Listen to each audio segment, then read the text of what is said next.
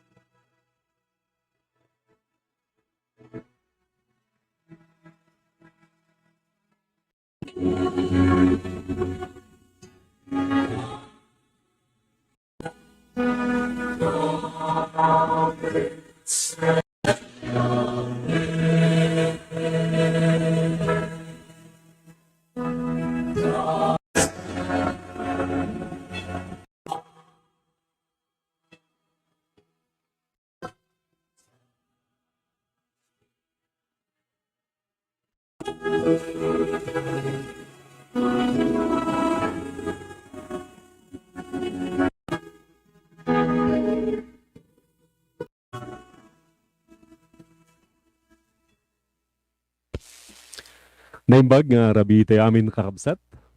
Adatay manan iti dayti nga malam no rabi iti Miyerkules iti dayti nga programa tayo Canon Law on the Airwaves or Adal Linteg Simbaan Katoliko programa iti diocese tayo. Kaya tawan kabsat ituloy tayo nga adadalan dagiti Linteg iti Simbaan kang runaan na iti topic tayo kadagitoy nga lawas may panggap iti panagasawa. Kaya kadagiti nga napalabas nga lawas, kad nirugyan tayo may panggap kadagiti impediments. Yeah? So nga, ulitin tayo manan di jay, kat agpatuloy tayo tatanga rabii. Kaya kasakbayan ti panagpatuloy tayo kat dawatan tayo kini Reverend Nikolai. Pagyamanan tayo manan, iti kaadana, iti deti nga programa tayo itang rabii. Kaya iso iti mangilukat, baban iti panangidaulo na, iti panagkararag tayo. Okay. In the name, ito na ganti Ama, kanti Anak, kanti Espiritu Santo. Amen. Amen. Diyos nga po mi, agyaman kami manen, iti daytoy kanito, para kadagiti amin na bendisyon nga inawat mi, iti kinaman nagparabor mo. Dawatan mi manen, iti panarabay mo, iti programa mi, itarabii. Tasapay kumamaikan kami, iti manag-awat nga puso. Sapay kumakitagbalin kami nga instrumentom nga mangiwaragawag ti kina mga asim ken kinaimbag mo.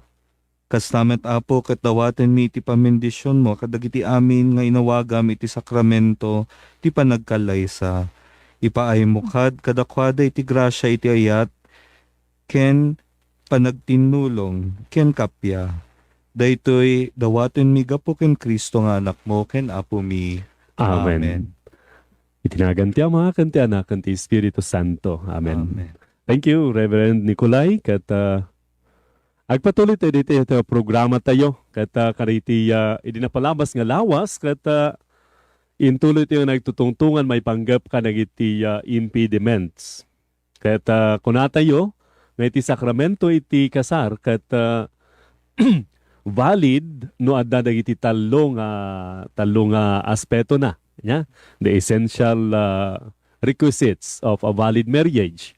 Kaya umuna ka dagitoy kada iti pagtungtungtungan tayo about the legal capacity.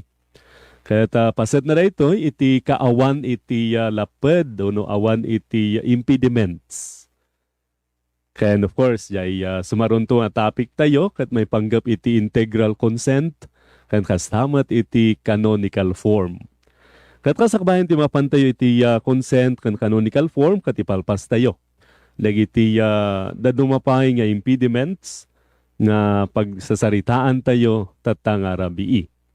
Dahil napalabas nga lawas kat nagita tayo. Dagiti impediments iti tawen. Kung natin iti marrying age nga impolog dagiti apong obispo dito kat panang surot tayo iti marrying age in the civil forum nga 18 years old. Yeah? Nagasamat iti impediment of impotence. Nakita tayo diay. Then the impediment of prior bond. Dati asawanan nga makiasawa manan. Yeah? O nagkasarda din kata agkasarda manan. Kastamat iti disparity of worship or cult.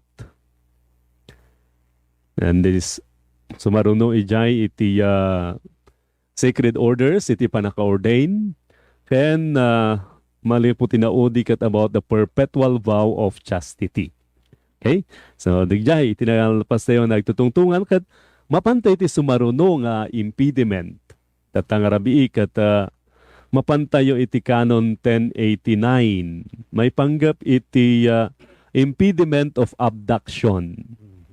Natadawatin tayo ni Reverend, nga basaan na yung Canon 1089. Canon 1089, no marriage can exist between a man and a woman who has been abducted or at least detained with a view to contracting a marriage with her unless the woman, after she have been separated from her abductor and established in a safe and free place, chooses marriage of her own accord. Thank you, Reverend. Abduction. Yeah?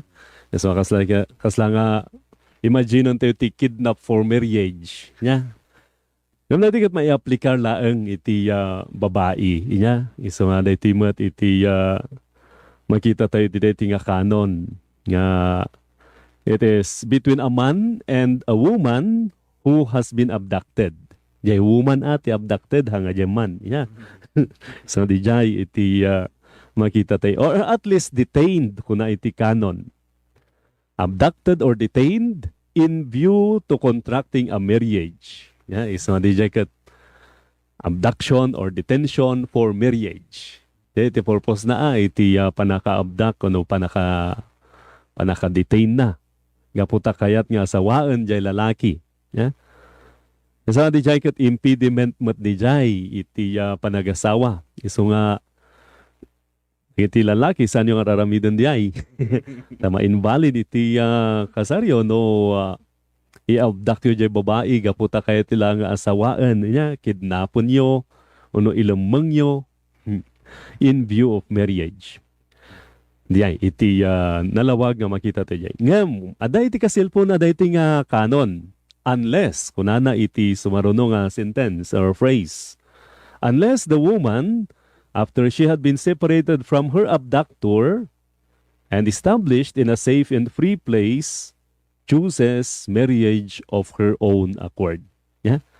So ano, kaswala, na-abduct jay babae, no in lamang niya lalaki niya na in detain na iti may isang lugar, but afterwards kalpasan na kat pinalubusan na matlaang kat sorry, nagawid niya babae niya balayda in a safe and free place kat nagpanpanunot kat kahit na matlang asawaanan niya lalaki after she was set free kat of course mabalin di jay yeah?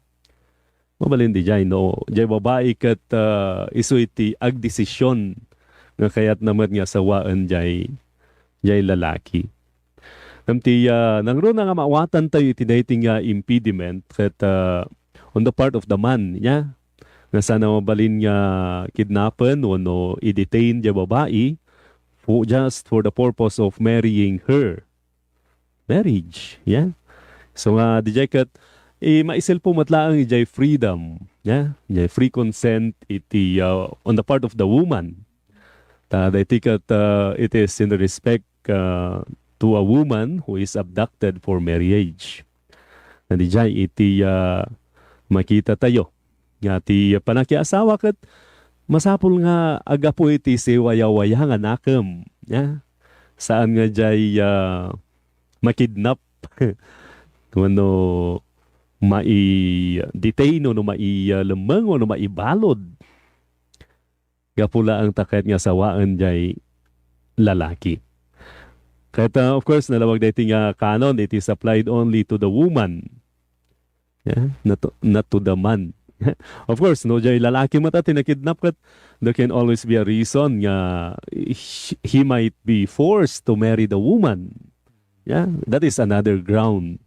Yeah, that is another ground. But of course, this impediment of abduction refers to the woman who is abducted or detained gaputa kayat nga asawaan jay lalaki. Okay? So, di jay. Iti may isang impediment. Ang kula mo dito ayan tayo, no? That way kas jay niya. No jay ikalon da, no? Itumok na kat ikulong da. Yung babae niya. Kaya ay hanga mabalin. That is the impediment of abduction. Okay? Natulitin tayo hanga dating impediment that it does not affect a man who has been abducted. This impediment is referring to the woman who is abducted or detained in view of marriage. Okay? Sa adija iti may sapay nga impediment. Kat sumaruno iti Canon 1090. Canon 1090, paragraph 1. One who, with a view to entering marriage with a particular person, has killed the person's spouse or his or her own spouse, invalidly attempts this marriage. Paragraph 2. They also invalidly attempt marriage with each other who by mutual physical or moral action brought about the death of either's spouse. Dating nga Canon 1090 kat isu iti impediment of crime. Ya? Malagip yu jay dinagtutungtungan tayo iti may panggap iti dispensation. May isa nga kadagiti impediments reserved to the Apostolic See under normal circumstances kadagiti nga impediment of crime. Ya? Iso nga iti duwa nga paragraph na iti nga Canon 1090 kat salitaan na jay killing for marriage. Yeah? No jay mo na canon kat abduction of a woman for marriage. Dito'y 1090 kat killing your spouse because you want to marry iti sabali. Yeah? Kaya nga asawaan ti sabali kat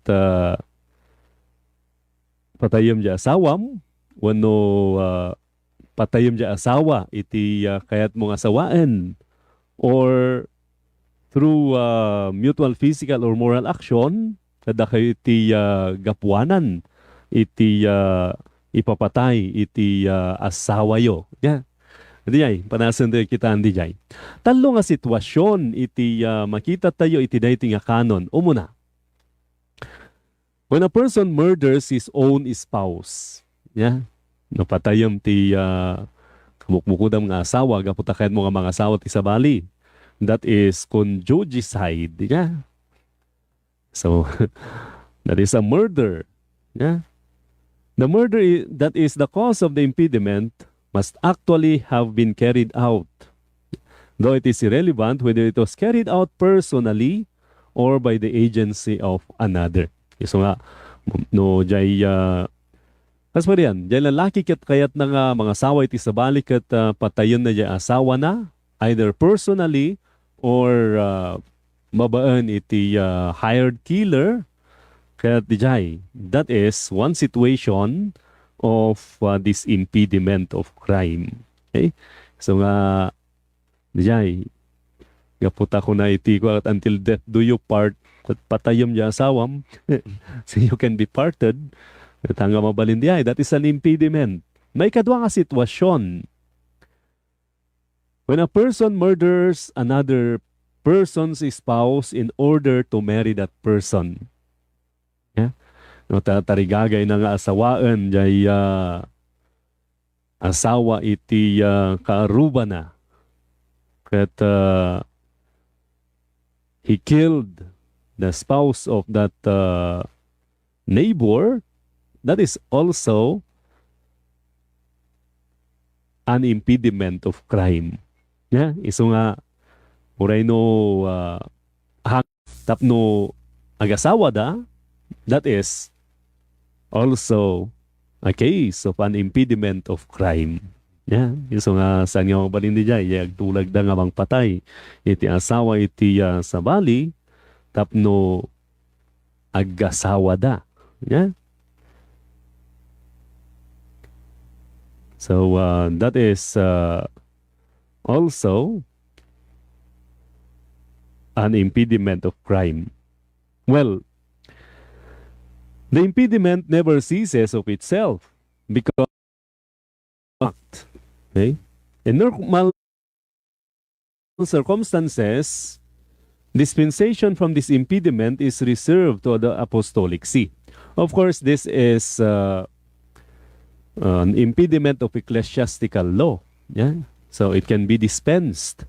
Ngam iti Canon 1078 nga nakita tayo ka nagtutungtungan tayo kada itinapalabas nga programa tayo kat dahito kat reserved to the apostolic see. Yeah? Masapol nga dumawat kat dispensation i Jerome. Ini Santo Papa. Yeah? So madijay iti makita tayo matya Canon 1078. The penalty for murder. Ano mamuan da dijay. Yeah? The impediment is discovered when the impediment is discovered after everything has been prepared. Yeah, the omnia parata situation. No dito yung impediment iti crime. Kat natakwatan laeng o naaman iti nakasagana aminan iti kasar, it can be dispensed by the local ordinary. Yeah, by the local ordinary. And if it is occult, no, it is occult or hidden, it cannot be proven in the public forum. You kill because of marriage. Yeah, if it is not really for love. That is an impediment. Okay? So, the one itinakita tayong impediment tata, the abduction and crime. Yeah? Of course, In the collateral line, can be punishable by civil law ko na tayo. sons not counting the common ancestor. Paragraph 3. In the collateral line, there are as many degrees as there are persons in both lines together, not counting the common ancestor. Okay? Iso nga top, nung maawatan tayo jay degrees, iti consanguinity, and jay lines and degrees. O muna, jay line kat jay agpababa, yeah? Ascending or descending. So, direct line. Aswarigan, jay saritaan iti paragraph 1. Marriage is invalid between those related by consanguinity in all degrees of the direct line. Whether ascending or descending. Yeah? So nga jay tatang saan nga mabalin nga asawaan jay putot na. Ono jay nanang saan nga mabalin nga asawaan jay anak na. Or jay lulo saan nga mabalin nga asawaan jay apo na. Even jay grandparent saan nga mabalin nga asawaan iti apo na iti tumang. Di jay iti direct line. Yeah? Kaya dijay, makita tayo iti paragraph 1, ascending or descending, legitimate or natural. Yeah? Kasi nga, uray jay illegitimate nga apo at saan nga mabal nga asawaan jay lulo na. Because that is direct line. So, everything in the direct line, kataan nga mabalin. Yeah? Yeah, ascending and descending, legitimate or natural. Now, in the collateral line, paragraph 2, saritaan na it is invalid up to the 4th degree inclusive. Yeah? So kasano nga bilangan tayo jay degrees iti collateral line. Kuna iti Canon 108 paragraph 3. In the collateral line, there are as many degrees as there are persons in both lines together, not counting the common ancestor. Iso nga, na jay common ancestor kat jay tatang kan nanang niya. Jay tatang kat dati duwa nga anak na. Yeah. Tapos na kuma, no, ni Nikolai ken ni Kulasa. And the direct line, they get first degree. Yeah. Not counting the common ancestor. Yeah. So jay duwa nga diya, jay kabsat, that is the first degree of the collateral line. Okay? There are as many degrees as there are persons in both lines, or rather, that is the second, yeah? Because there are as many degrees as there are persons. Iso nga duwa nga persons, that is the second degree. Iso nga jay agkabsat, that is the second degree in the collateral line. Okay? Now, the third degree, kat jay agkaanakan niya, jay uncle kan jay kaanakan na.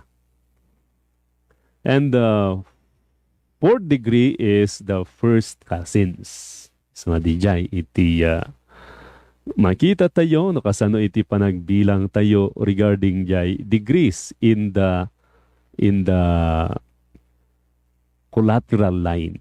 Now, makita tayo rin diyan, yeah? So, in the direct line, when a person is descended directly from another, kaya nabanggit tayo kasi hemplo, a man is related to his parents or grandparents in the direct line, since he is descended directly from them. In the collateral line, when persons are descended from the same common stock, from common parents, but not from each other. Yeah? But not from each other. Examples. In the collateral line, kat makita tayo yung siblings. Kat kunate, that is the second degree. Because according to Canon 108, in the collateral line, there are as many degrees as there are persons in both lines. Yeah? So, madya agkabsat, duwada, so that is the second degree. Okay? And of course, cousins, and of course, the aunts and uncles in reference to jay kaanakan. Yeah? So, di jay mat iti makita tayo, the nephews and nieces in relation to the aunts and uncles. So nga, di jay iti makita tayo mat di jay. Now, kuna iti paragraph 3, iti Canon 109, the impediment of consanguinity is not multiplied. In paragraph 2, ibaga naman iti limit na dahito yung impediment of consanguinity. Ay iti limit na dahito yung impediment of consanguinity. It is invalid, marriage is invalid up to the fourth degree inclusive. Yeah? So nga, the first cousins in our canon law, and I think even in civil law, they are not to be married. Yeah, that is invalid because of the impediment of consanguinity. Okay? So, di jay iti saritaan jay Canon 1091, paragraph 2. Iya paragraph 3, nga banggitak natay, kada impediment of consanguinity is not multiplied. Of course, iya ti limit na, and this is an incapacitating law, it should be interpreted strictly. Yeah? Of course, hingga na jay limit na. Hingga na iti fourth cousins. Ang kuha mo, jay istoryada jay birak samot na kangagaki jay. O no, istoryada iti ibaloy. Kung nakano jay barukat, ara, nganto initan. No aray, araman ko, wansay kasinsin ko. Nanto'y asawaan ko ngay, bato. Pa-shout out kada kayo na birak, ya. Kada datin silpuda ijay bangen, ijay birak matlang. Kada ay siya. Kung kasinsin mo matlaang si Bato. Pa-shout out kada ngiti Bato family dita Birak, Mother Lydia, and kada kayo amin dita nga dumdumngag. Yeah. Sorry, dahil tinapanunot ko example. Yeah. Dahil malaglagit tayo nga example no may panggap dito consanguinity. Yeah. Ni bagada piman nga kasinsin na amin nga arumo na. Of course, you cannot multiply di ay kasinsin. I kat no fifth cousin mabalinan under canon law and civil law. But of course, culturally kat kung napay lang naglalakay, haan nga mabalintag kasinsin kayo. Yeah. Di ay may samat nga makita tayo when it comes to culture. Yeah. No mamingsan kat kunada kat jay family reunion matlang ti pakasarakan iti asawaan. Sa ore kunada nga kakasinsinda kat di malita dayo kunada mat niya. At mabalin agasawa da. Of course in the iti Linteg iti Simbaan kat until fourth cousin ha nga mabalin. Okay? So di jay iti makita tayo. Now in paragraph 4 kunana kat a marriage is never to be permitted, hanga maitulok, if a doubt exists as to whether the parties are related by consanguinity in any degree of the direct line or in the second degree of the collateral line. Yeah? So nga di dyan iti, sorry yan, dyan may nga tao katadagayam ti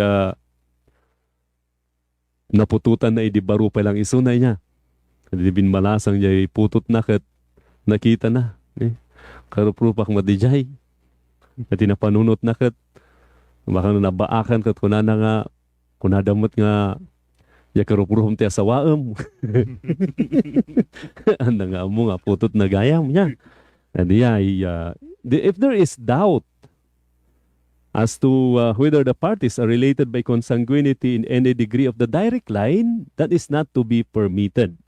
Or in the second degree of the collateral line na dati legitimate daughter jay tatang kat nakita jay illegitimate son na nagsabat da kat nagtinext da o nag-friend da jay Facebook kat handang among agkabsat da gayam. Yeah. Kadaraan da kat nagtulag da nga agasawa kat if there is doubt regarding the consanguinity on the second degree of the collateral line, that marriage kat saan nga maipalubos. Yeah? Of course, going back to the reason of the canon, ijay genetics. Yeah? And of course, the sanctity of the family and marriage. Yes, mga dijay, iti makita tayo ijay. So, dijay, kada do tita tao dyan lubong kat makabiro ka palang tikadaraam niya. Marriage is invalid between those related by consanguinity in the direct line. Of course, it is also invalid between those related up to the fourth degree in the collateral line. So nga, until first cousins. Okay? So nalawag di jay kakabsat nga iti limit na dating impediment kat until first cousins in the collateral line. Now, of course, in the direct line kat talagang hanga mabalin di jay. Yeah. Na asawaan ti lulo ti apuna, uno ama iti putot na, uno ina iti anak na, uno iti lula iti apuna. That is direct line and it is definitely invalid. Okay? So di jay kakabsat iti saritaan nga rod daytoy canon regarding the impediment of consanguinity. At sumaruno iti Canon 1092. Reverend? Canon 1092, affinity in any degree of the direct line invalidates marriage. So, affinity. Yeah? This is no longer blood relations, but it is an impediment which arises from marriage. Nawasparigan. Jay may isang lalaki at nakiasawa at daraytan nga affinity with the blood relations of his wife. Yeah. He acquires that relationship of affinity to the blood relations of his wife, and of course, vice versa. Jay wife naman acquires that relations of affinity kada iti relatives iti lalaki. So, detikat jay in-laws, yeah? Jay nakaikamangan na. Jay naikamangan na. So, brother-in-law, father-in-law, mother-in-law, yeah? By affinity. Now, what is this impediment of affinity? The impediment arises between a party and all those related to his or her spouse in any degree of the direct line. Yeah? So, dito'y affinity kat it is only on the direct line.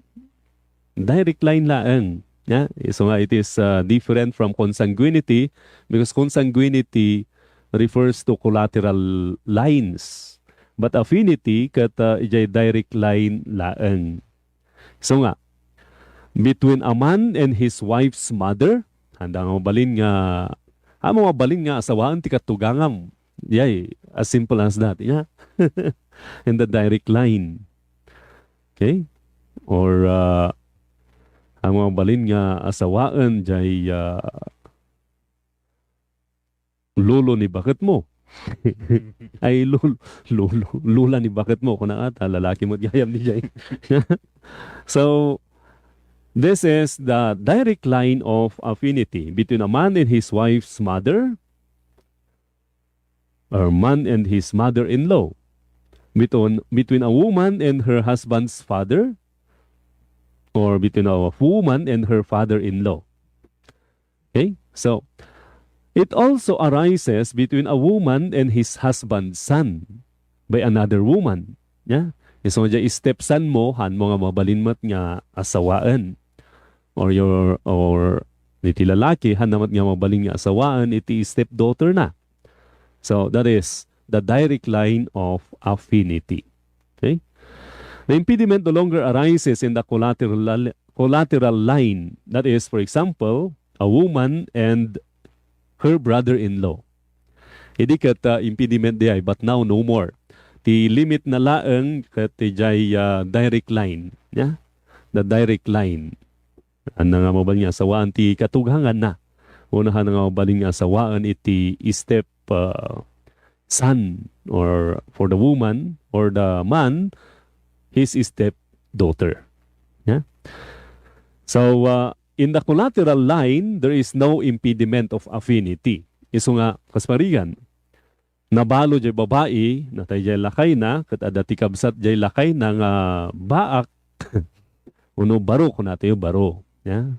Kat, kayat jay baro nga, asawaan naman, jay balo nga asawa ni kabsat na, that is, there is no longer an impediment for that. Yeah? There is no longer an impediment. Okay? So, nalawag di jay. Yeah? It is only the direct line between the man and his mother-in-law and the woman with his father-in-law. And of course, going down, the woman and her stepson and the man to his stepdaughter. Okay? Of course, this is an impediment of ecclesiastical law. So, it may be dispensed. Yeah? Nandiyan ko natin yun, kadaduti babae, katugangan pa lang tiyasawaan niya. Well, who knows? Now, sakbay nga, patuloy tayo iti sumarunong duwa nga maudi nga canons kat agsubli tayo kini master control for our prayer.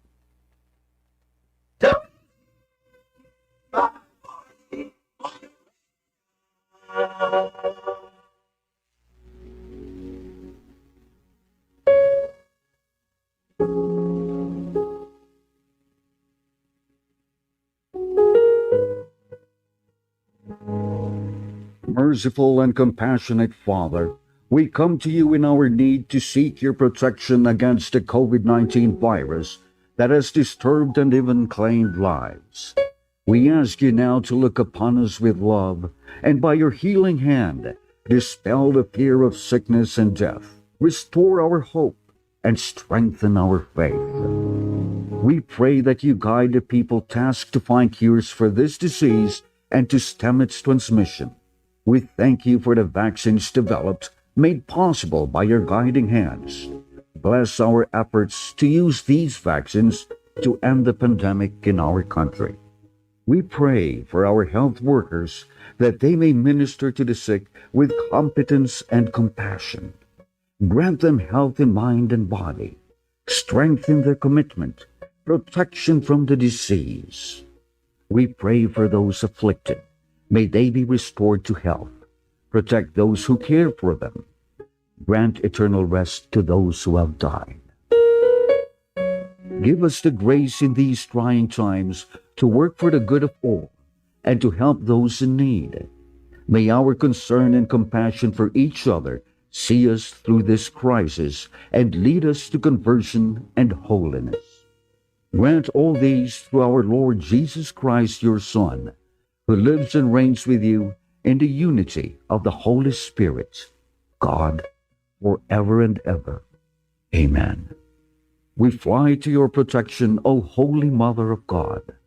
Do not despise our petition in our necessities, but deliver us always from all dangers, O glorious and blessed Virgin. Amen. Our Lady, health of the sick, pray for us. Saint Joseph, pray for us. Saint Raphael the Archangel, pray for us. San Roque, pray for us. San Lorenzo Ruiz, pray for us. San Pedro Calungsod, pray for us.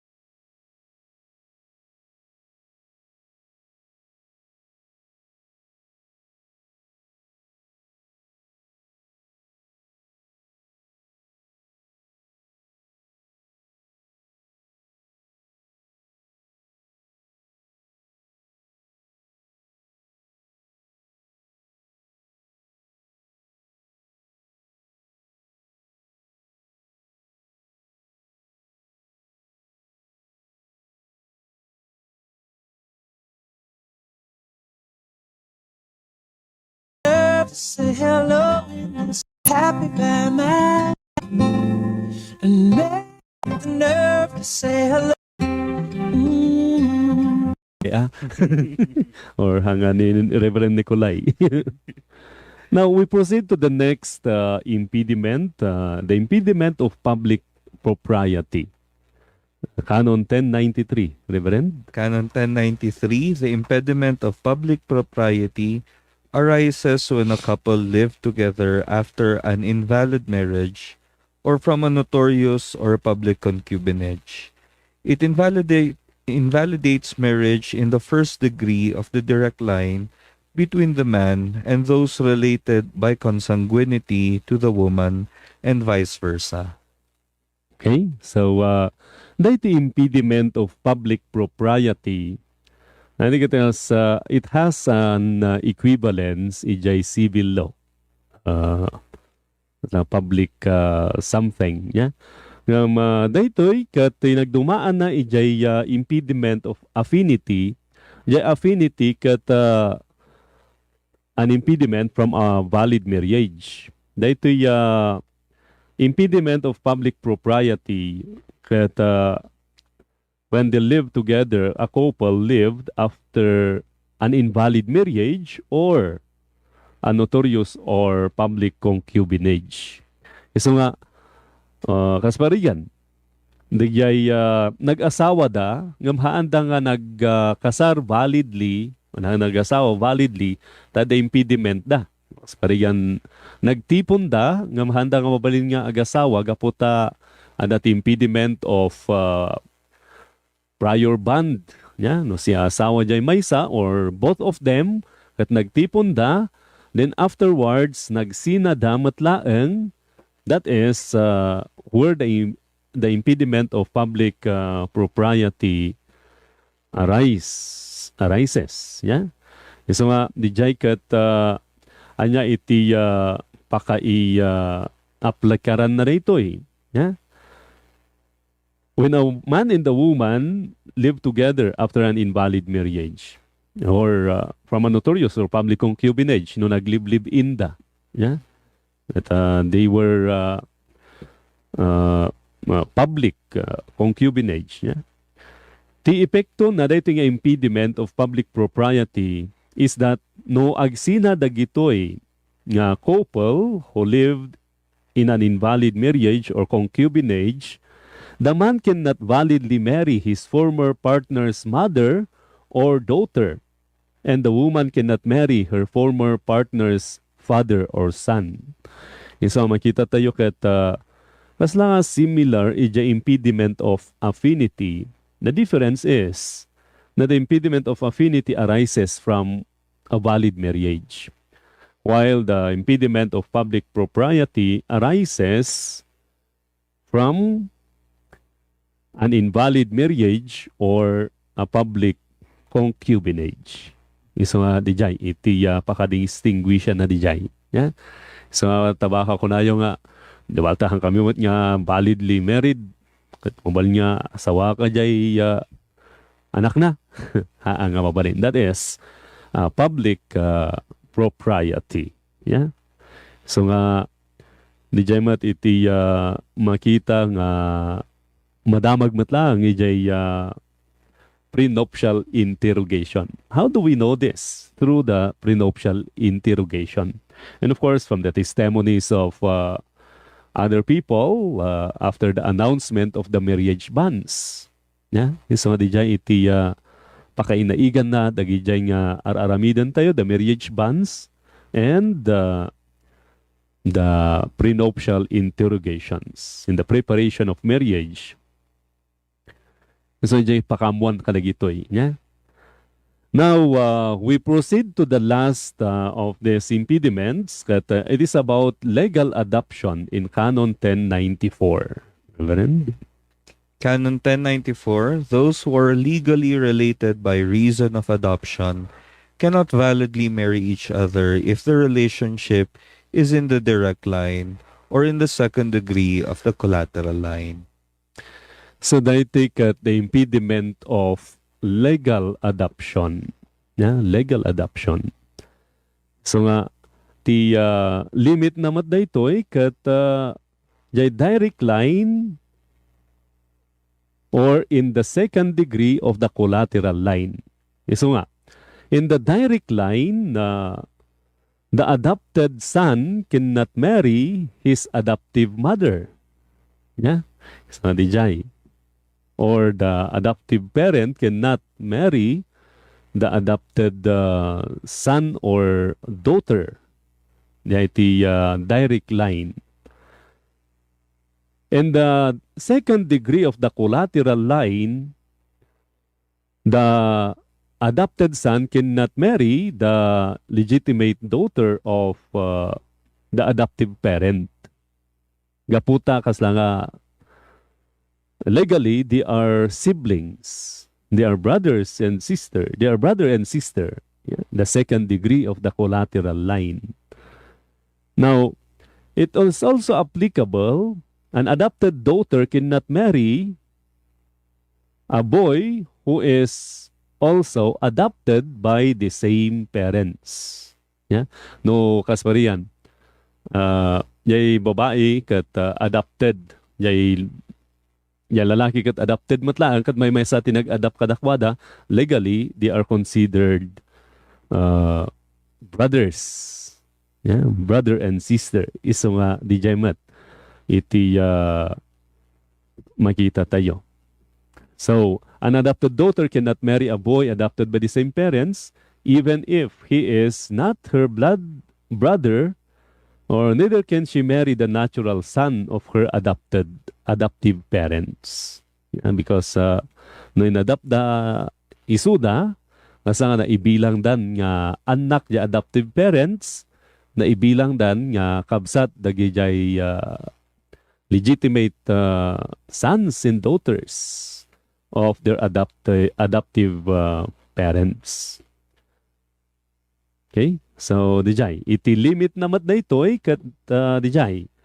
And direct line, handa nga mabal niya asawaan, jay adoptive father, handa nga mabal niya asawaan, jay adopted daughter. Yeah?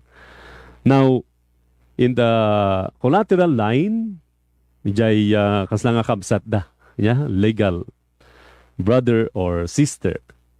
Now, an adopted daughter is not barred to marry her parents' brothers. Sila kumadya uncles na, or from marrying the children of her aunts and uncles, her first cousins. Yeah? So nga, limit na lang di adoption kat jay second degree collateral line. You cannot also multiply that. Yeah? Of course, ijay consanguinity kat until the fourth degree. Yeah? So nga, inclusive di jay kanakan sa namabalin nga asawaan jay uncle na or auntie na. But in the impediment of adoption, the adopted daughter can marry the uncle or the brother of her adoptive parents. Okay? So, di jay itinagdumaan na jay adoption kan consanguinity. So, as we have said, kan dagiti na palabas nga programa tayo, dagiti nga impediments that they should be interpreted strictly. Yeah? Because they are also incapacitating laws. You cannot multiply the degrees and lines of consanguinity. And of course, you cannot also expand the limits of the other impediments like the impediment of adoption. Okay?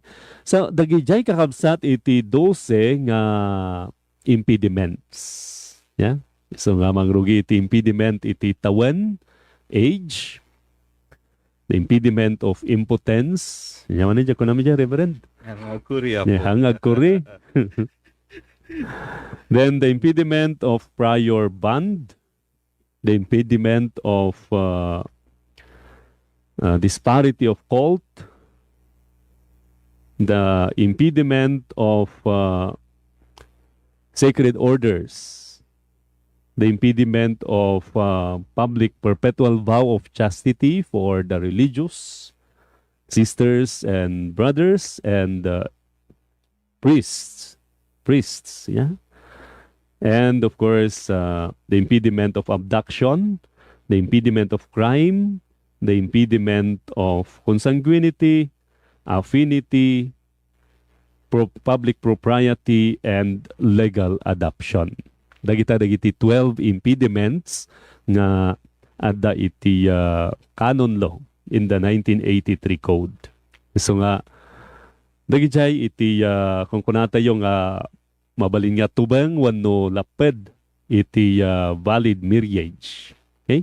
So nga, in the announcement of the marriage bans, kadagitoy iti kayat tayo nga maamuan. Yeah? Na dati amo yung canonical impediments to this upcoming marriage, please inform your parish priest. Yeah? Iti linaon dyan marriage bans. Nga maiyan announce 3 consecutive Sundays. So nga, di jay iti pagserbian na di jay kakabsa, jay marriage bans. And of course, jay kung kunakdatay, jay may panggap iti prenuptial interrogations. Ang isa na nagdamag kanyak, apay oray dagi agmas wedding father kat masapul nga ma-interview ay kauwan kat kasarlatamat dayta oray no mas wedding, yeah. So nga di jay iti kayat tayo nga amin nga kasaran tayo kat it should be valid and lawful. Tapno adamang ganas na agkasarda yeah. Tapno naragsak iti pamilyada. Okay? That is the main purpose of having all this prenuptial interrogations, announcement of the marriage banns, and of course, the preparations of the couples for their marriage. Yeah? So, pa-shout out, itigimong itimangganis. On Saturday, we'll be having a mass wedding and mass baptisms. Iso nga, ipalagi po manan, jay preparations yo for that event on Saturday. At isagana yung arod. Yeah? No, naragsak tayo nga mangrambak iti daytang okasyon iting kapanangawat kadagiti sakramentos. Nakasamat nagiti mangisagsagana kadakwada, nagiti timultulong nga nangisagsagana kadagiti nga couples, ni manang Telma Senyo, and of course dagiti couples matlaeng, and dagiti gimong. See you on Saturday. Yeah? Kasamat pa-shout out kadagiti papadi iti Diocese of Baguio. We are having our annual retreat. Yeah? So we ask you to continue praying for us. Tapno agtultuloy mat iti grasya kan parabor ni Apo Diyos. Yeah? Tawray no managbasol kami akat ipailatan ni Apo Diyos ti grasya na. Okay? So nagijay kakabsat nga rod iti napagtutungtungan tayo tata, iti dayting programa tayo. Nalpas tayo nga rod dagiting impediments in relation to the legal capacity. Yeah? So nga, amin iti agkasar kad they should be legally capable. They should be free from any impediment for them to marry validly and lawfully. Next meeting, we will start with our new topic on the integral consent. Pa-shout out kadagiti students iti Diocesan Institute for Family and Marriage or Marriage and Family. Yeah? Kaya't nabayagin tayo nagsasabat, but I think we'll be having a class on Monday, and that will also be our topic about the integral consent. Okay? So, kada kayo amin nga dumdumngeg, again, agyaman kami mat iti agpatpatuloy nga support tayo, iti dito nga programa tayo. Kan iti panang paspasungad yo, kada iti sumarsarunupay nga programa. Reverend, dati inayon mo. Shout out iti barkadak ni Hector Boligen ita Pangasinan, and for all nga nagsubsubaybay iman iti programa tayo through Facebook Live. Good evening ako. So thank you Reverend Nikolai kat padaanan tayo iti talong ordinasyon iti diocese tayo no November 30 kat maordinan ni Reverend Kenneth Alcancio Titiwa, ijay parish, iti San Isidro, Labrador, ijay Abatan, Bugyas. Kano December 9, kat ni Reverend Lester Santa Sahonia, ijay Immaculate Conception Parish, ijay Sablan, Benguet. Kan kasamat niya po Reverend Nikolai Shikov Ballucanag, ijay parish, iti San Lorenzo Ruiz, ijay Luwakan, Baguio City. Okay? So, agyaman kami manan kakabsat itin kay panang tartarabay, itin iti nga programa tayo. At Diyos ti agngina, Diyos iti mang tarabay kada tayo, Diyos iti mangipaay, iti bendisyon kan parabor na. Agyaman kami unay.